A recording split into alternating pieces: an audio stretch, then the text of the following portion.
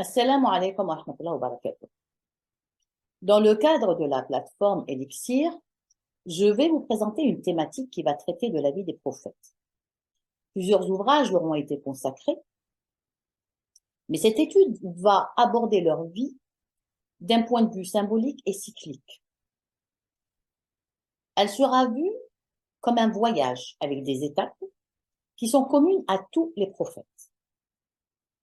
Dans ce premier cours, approche générale, nous allons aborder certaines notions et définitions qui vont nous permettre d'appréhender cette étude transversale sous un angle symbolique et initiatique.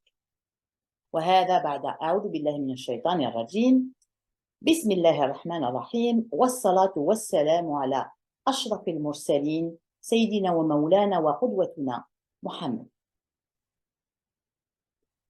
Dans le Coran, la dimension normative ne représente que 8%.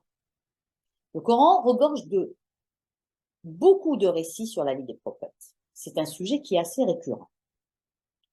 Les événements historiques qui nous sont racontés dans le Coran vont nous permettre d'aborder notre étude sous ce point de vue symbolique et dans cette dimension initiatique et cyclique.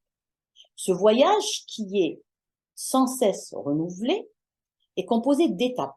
Et ces étapes vont être communes à tous les prophètes, comme on l'a déjà dit.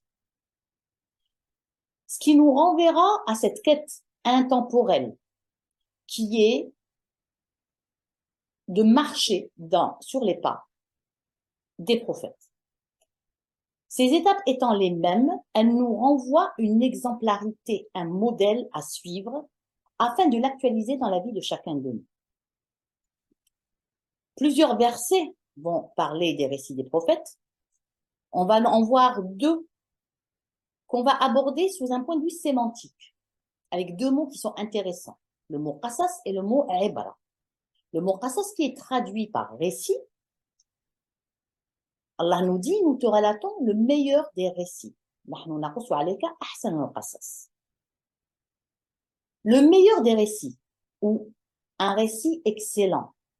La notion de ahsan va renvoyer à cette notion d'ihsan qui est définie dans le hadith de Jibril, qui va parler de la religion et qui va la diviser en trois plans, iman, islam, iman, ihsan.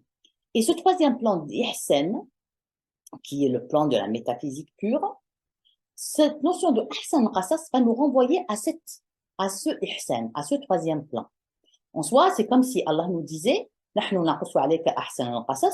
nous te relatons les récits qui vont te mener vers ce plan de ihsan. Allahumma salli ala Muhammadin wa ali Muhammad. Allahumma salli